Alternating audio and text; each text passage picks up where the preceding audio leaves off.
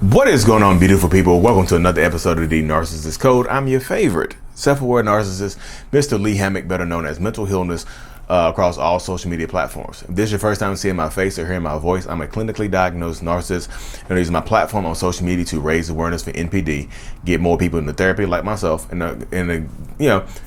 validate the victims, survivors, and thrivers of said disorder. My mind went blank right there, y'all.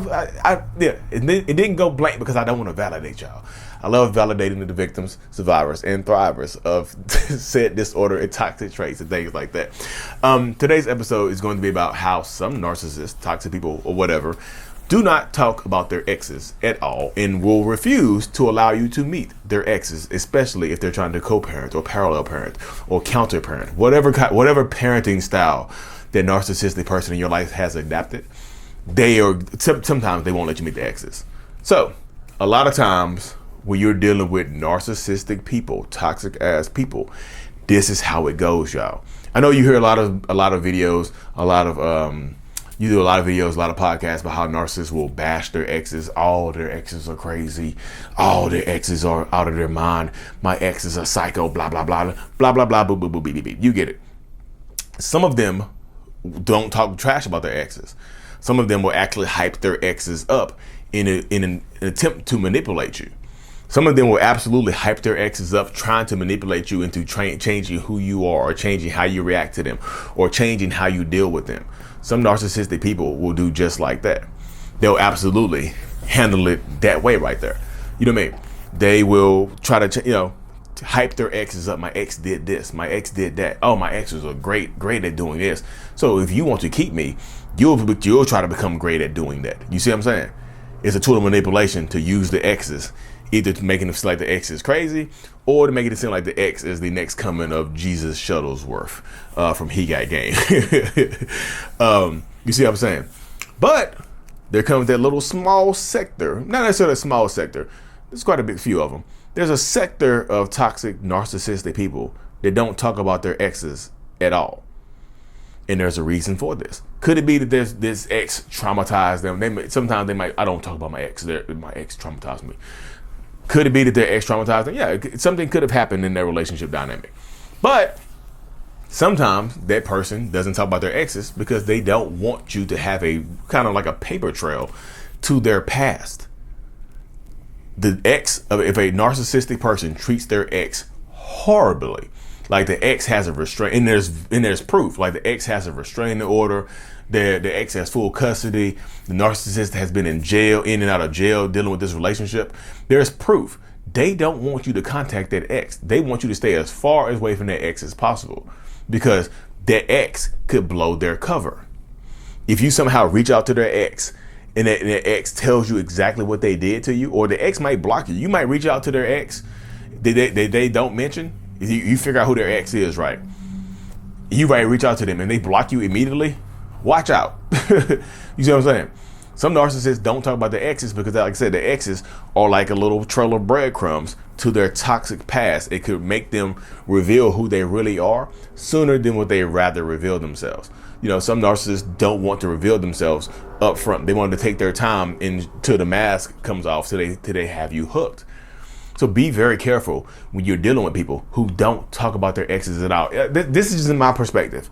Like I said in the beginning, could they have experienced some type of trauma with their ex? Could they actually be a victim and not a narcissist? Yeah, they could absolutely be a victim.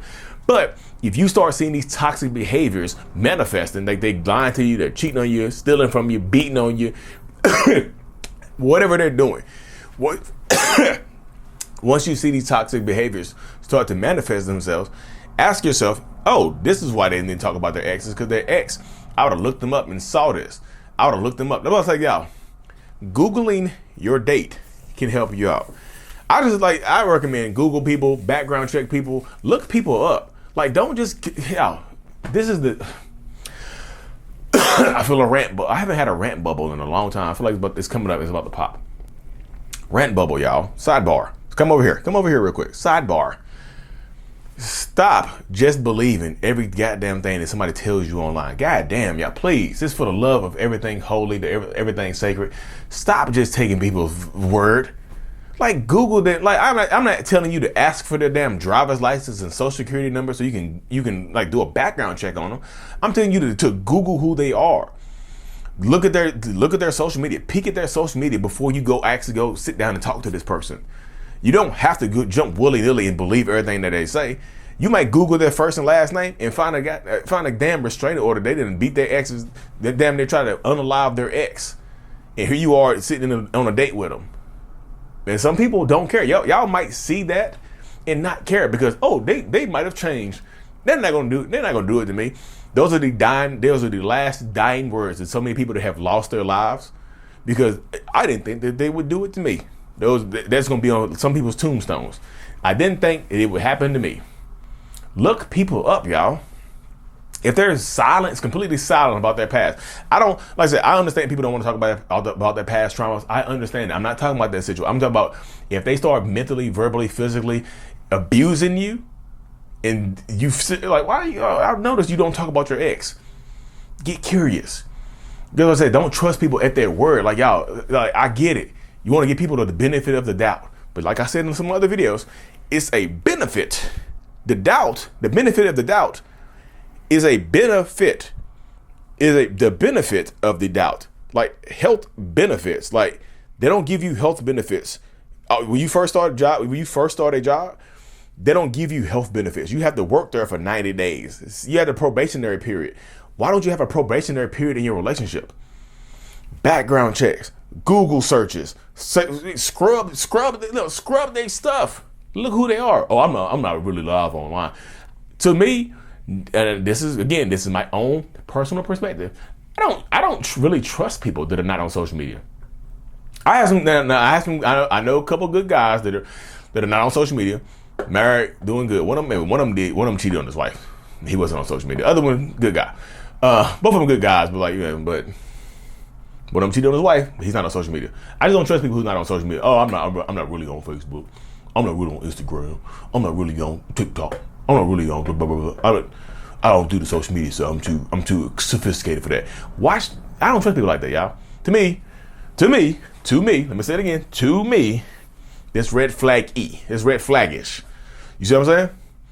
That's what I'm just saying. Like Google people, background searchers. Like yo, if they're just mum about their exes, there could be a reason why. Ask deep, penetrating questions, y'all. It's an interview. It's a probationary period. Stop just willy-nilly going into relationships. Oh, I'm in love. And turn out you dating damn Ted Bundy or somebody like that.